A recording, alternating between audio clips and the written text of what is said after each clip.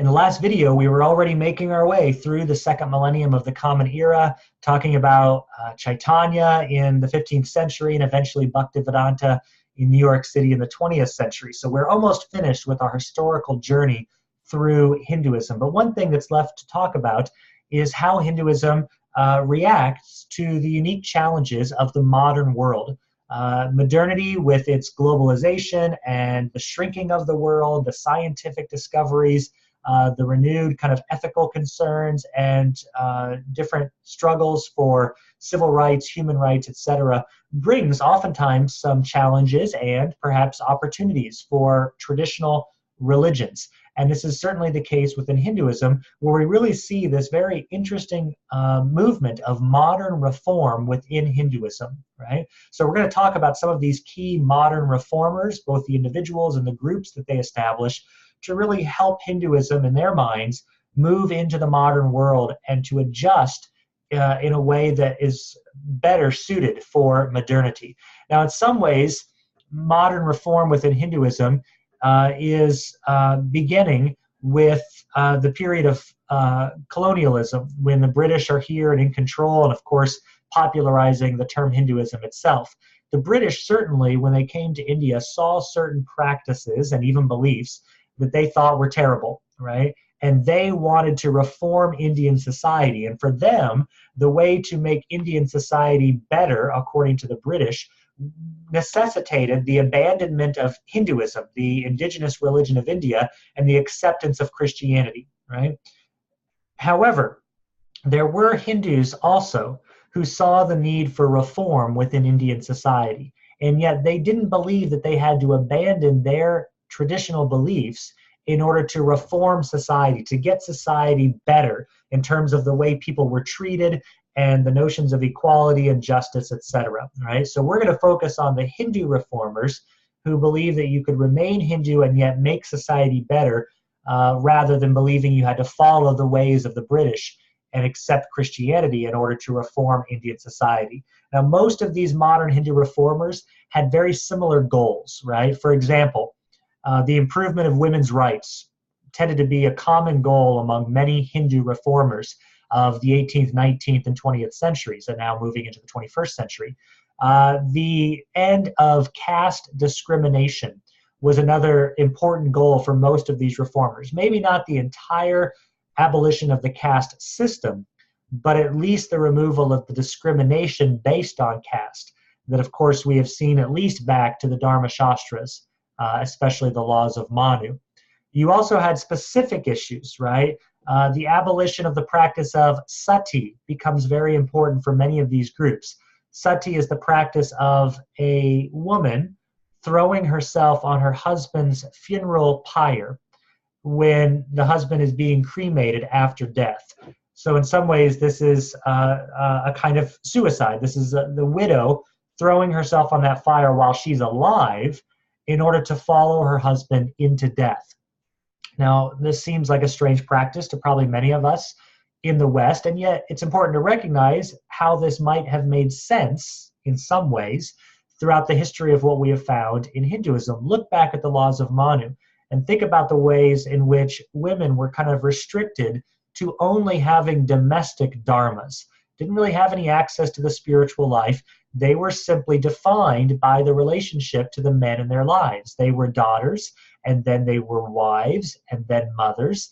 And when children are grown and off on their own, you're back to primarily being focused on the dharma as a wife. And if the husband dies, you can imagine, right? Even if we disagree with it and find it problematic, you can imagine why the idea of women following their husbands into death would have emerged, and why the practice of sati would have emerged.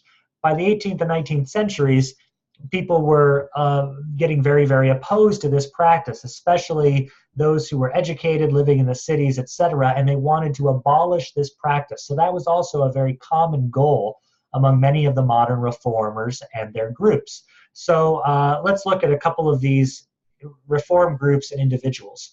First is the Brahmo Samaj. This is founded by a guy named Ramohan Roy. You don't need to necessarily remember his name, but the Brahmo Samaj is an important name to remember. This is a group focused on the modern reform of Hinduism while remaining devoted to Hinduism.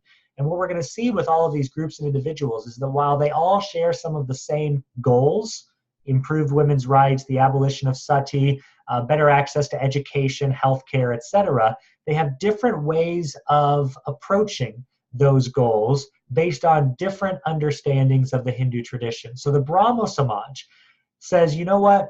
Our problem is that we're too exposed to irrationality through certain parts of our tradition and our society.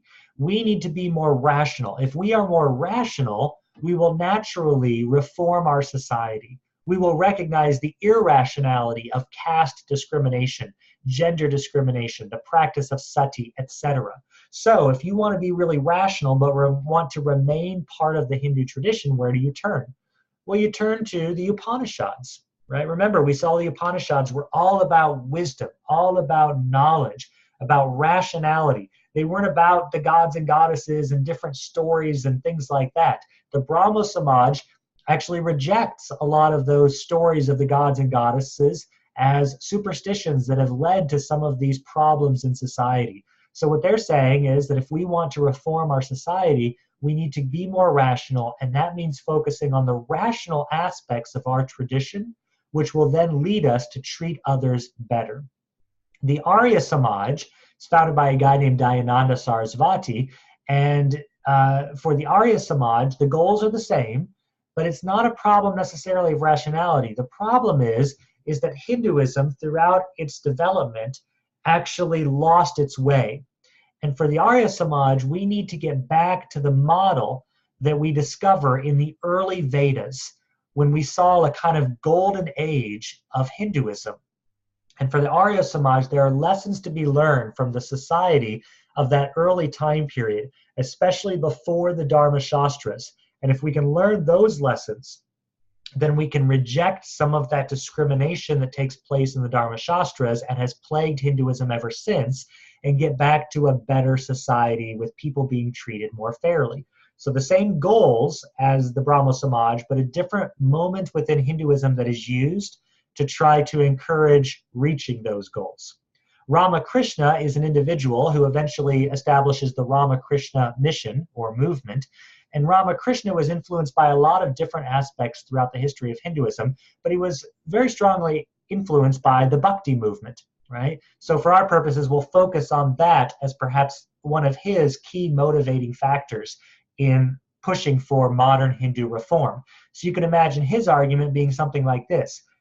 Bhakti teaches us kind of humility. It teaches us that we can't do everything on our own, that we must rely on the grace of a deity. And it shows the kind of equality among all of us in recognizing our need for grace. And if we recognize that equality and that humility, we will naturally start to treat each other better in society, because we will realize that no one is inherently better than anyone else, and that we all are relying on assistance from God or the goddess to reach us along our spiritual journey. So again, same types of goals, a different way to try to articulate the Hindu justification for modern Hindu reform. And then finally, Vivekananda, who was a disciple of Ramakrishna. And Vivekananda became deeply influenced by Shankara's Advaita Vedanta. Remember Shankara, an important early interpreter of Vedanta philosophy. And Vivekananda was very influenced by that teaching, so you can imagine his argument would run something like this. If we all recognize that ultimately we are all one, that ultimately the distinctions that we draw are not real, they are part of a world of illusion or maya. If we recognize that ultimate unity, then we will naturally, again, treat each other more fairly. Because I will see that the way I treat you is in many ways the way I treat myself, because ultimately we are one. So again, a different approach to the same goals. The Brahmo Samaj, we need to be more rational, so let's focus on the Upanishads. The Arya Samaj, we need to get back to the golden age of Hinduism before these problems existed. So we need to focus on the lessons from the early Vedas. Ramakrishna, we need to focus on bhakti because it teaches us lessons of humility and equality.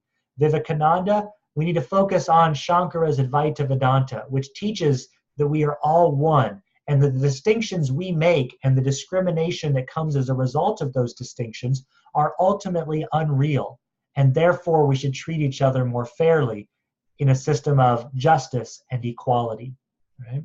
One of the things worth mentioning about Vivekananda is that he becomes one of the primary Hindu representatives at the World's Parliament of Religions that is held in 1893 in the city of Chicago. It's the first ever World's Parliament of Religions. In some ways, it's the beginning of a kind of Western academic study of Eastern traditions, right? Prior to this, you didn't have much knowledge of Hinduism or Buddhism, except for maybe reports coming back from Christian missionaries or others. This is really kind of the first big moment of getting colleges and universities much more engaged in the academic study of Eastern religions, especially. So what you have is a lot of people financing journeys by Hindus and Buddhists over to Chicago so that we could learn directly from key Hindus, Buddhists, etc., about their religious traditions, rather than taking the word of missionaries or others who might have another agenda in their minds. And Vivekananda became kind of the rock star of the Hindu representatives at the World's Parliament of Religions in Chicago in 1893. He eventually was touring around America because he was seen as such a wonderful and clear and articulate and charismatic representative of Hinduism, as American scholars were becoming more and more interested in learning about these religions that prior to this time had been relatively foreign to them. So Vivekananda was an important figure in even leading to a class like the ones that I teach, where I am introducing on an academic level the study of all the world's religions, whether Western or Eastern, and engaging in that kind of academic study rather than just kind of a missionary approach or a theological approach. So it's an important moment in the history of the academic study, especially of Eastern traditions, and Vivekananda was an important figure at that meeting.